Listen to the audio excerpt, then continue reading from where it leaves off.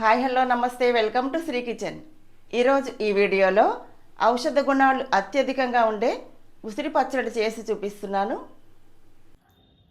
ఇది ఉసిరికాయ తొక్కండి, రాతి ఉసిరి గింజలు తీసేసి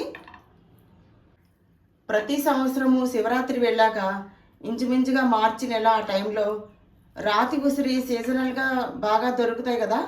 ఆ టైంలో ఉసిరికాయలు, పెద్ద ఉసిరి ఉంటుంది కదండి, రాతి ఉసిరి అంటారు కదా, ఆ ఉసిరికాయలు తీసుకుని అది మనం ఇలా స్టోర్ చేసి పెట్టుకుంటాం కదా, నిల్వకి పెట్టుకుంటాం కదా. గింజలు తీసేసి ఉప్పు వేసి, ఉప్పు పసుపు వేసి దంచేసి జాడీలో కానీ ఒక గాజు సీసాలో కానీ ఏడాదికి సరిపడా ఈ రకంగా ఉసిరి తొక్కు రెడీ చేసి మనం స్టోర్ చేసి పెట్టుకుంటాం కదా.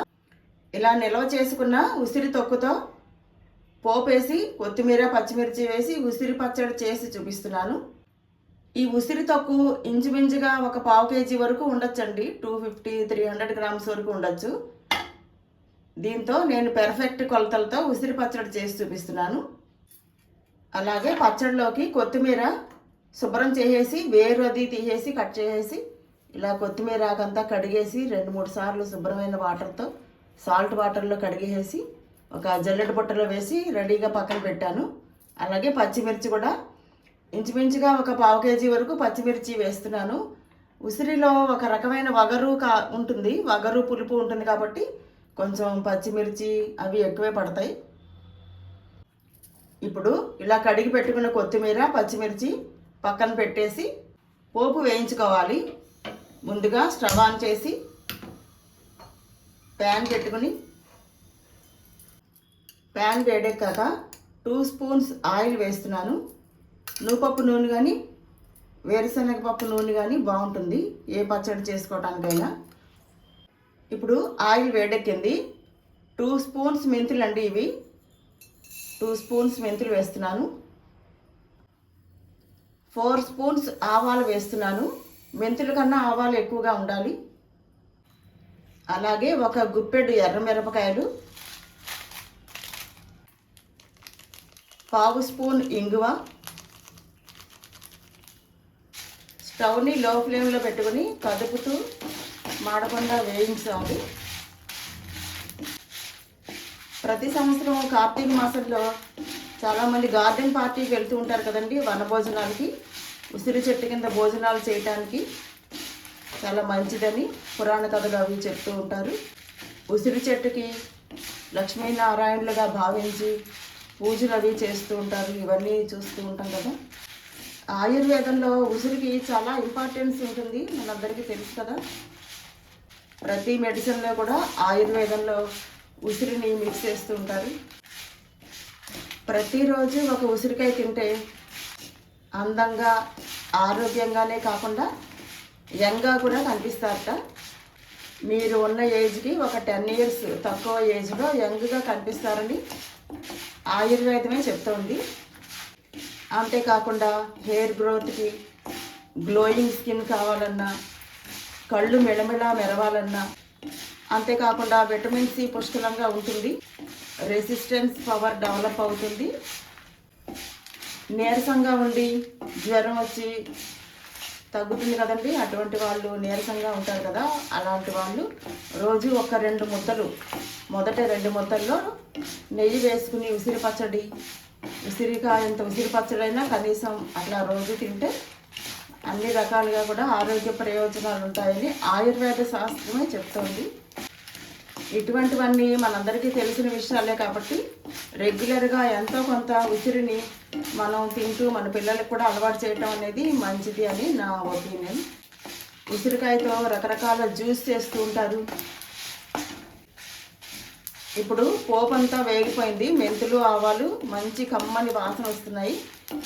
మెంతులు ఆవాలు ఎర్రమిరపకాయలు ఇంగువ వేగిపోయాయి కదా, చిటపటలు ఆడుతున్నాయి, బ్రౌన్ కలర్లోకి మారాయి, గోధుమ కలర్లోకి చక్కగా దోరగా వేగాయి మంచి సువాసనతో. ఇప్పుడు స్టవ్ ఆఫ్ చేసేస్తున్నాను. ఇప్పుడు 20 మినిట్స్ తర్వాత పోపు అంతా వేడి చల్లారింది. మిక్సీ జార్లో వేసి గ్రైండ్ చేస్తున్నాను. కొంచెం గోరువెచ్చగా ఉన్న టైంలో గ్రైండ్ చేసుకుంటే గ్రైండింగ్ బాగా అవుతుంది. ఒక 80% గ్రైండ్ అయితే సరిపోతుంది. ఇప్పుడు ఆల్రెడీ కడిగి పక్కన పెట్టుకున్నాం కదా కొత్తిమీర,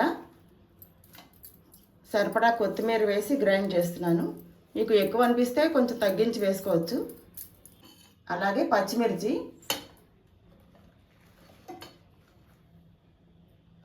ఆల్రెడీ ఉసిరి తొక్కులో సాల్ట్ పసుపు ఉంటుంది కాబట్టి చింతపండు కూడా అక్కర్లేదు, ఎందుకంటే ఉసిరికాయ ఎలాగూ పులుపు ఉంటుంది కదా, అందుకని చింతపండు కానీ సాల్ట్ కానీ పసుపు కానీ అటువంటివి ఏం అవసరం ఉండవండి. ఇప్పుడు ఈ మిశ్రమాన్ని అంతా గ్రైండ్ చేస్తున్నాను. ఈ మిశ్రమాన్ని గ్రైండ్ చేశాక ఇప్పుడు ఈ ఉసిరి తొక్కు ఉంది కదా, మనం ఏడాదికి నిల్వ పెట్టుకుంటామని చెప్పాను కదా స్టార్టింగ్లో, ఈ ఉసిరి తొక్కు కూడా వేసి గ్రైండ్ చేస్తున్నాను. ఉసిరి తొక్కుని మిక్సీ జార్లో వేసాను. ఈ మిశ్రమాన్ని అంతా గ్రైండ్ చేస్తున్నాను. అంతేనండి, ఉసిరి పచ్చడి రెడీ అయిపోయింది. ఉసిరి పచ్చడి సర్వింగ్ బౌల్లోకి తీసేస్తున్నాను. కొంచెం కొత్తిమీర కావాలనుకుంటే గార్నిష్ చేసుకోవచ్చు. గాజు సీసాలో కానీ జాడీలో కానీ స్టోర్ చేసుకుంటే ఉసిరి పచ్చడి బాగుంటుంది. జనరల్గా వర్షాకాలం వచ్చినప్పుడు పిల్లలు పెద్దవాళ్ళు కూడా సిక్ అవుతూ ఉంటారు. జ్వరాలు, జలుబులు, దగ్గులు అటువంటివి వస్తూ ఉంటాయి కదా, అటువంటి టైంలో ఇలాంటి ఉసిరి పచ్చడి, నిమ్మకాయ పచ్చడి, దబ్బకాయ పచ్చడి, కరివేపాకు కారపొడి ఇటువంటివి ఔషధ గుణాలు ఉన్న ఐటమ్స్ మనం ఫుడ్లో చేర్చుకుంటే అటువంటి చిన్న చిన్న హెల్త్ ప్రాబ్లమ్స్ నుండి కొంచెం రికవర్ అవ్వచ్చు. ఎందుకంటే వీటిల్లో సి విటమిన్ పుష్కలంగా ఉంటుంది. రెసిస్టెన్స్ పవర్ డెవలప్ అవడానికి చాలా మంచి ఔషధ గుణాలున్న ఉసిరికాయ పచ్చడి మీరు కూడా తప్పకుండా ట్రై చేయండి. ప్రతిరోజు మొదటి 2 ముద్దల్లో వేడన్నల్లో ఒక 2 ముద్దలు నెయ్యి వేసుకుని ఉసిరి పచ్చడి కలుపుకొని తినటం అనేది చాలా మంచి అలవాటు. అదండి, చూశారు కదా ఉసిరి పచ్చడి. యంగ్గా కనిపించాలి, ఆరోగ్యంగా ఉండాలి అనుకునే వాళ్ళు ఉసిరి పచ్చడి తప్పకుండా ట్రై చేయండి. ఈ వీడియో నచ్చితే లైక్ చేసి షేర్ చేసి సబ్స్క్రైబ్ చేయండి. మరో కొత్త వీడియోలో మళ్ళీ కలుద్దాం. Thanks for watching.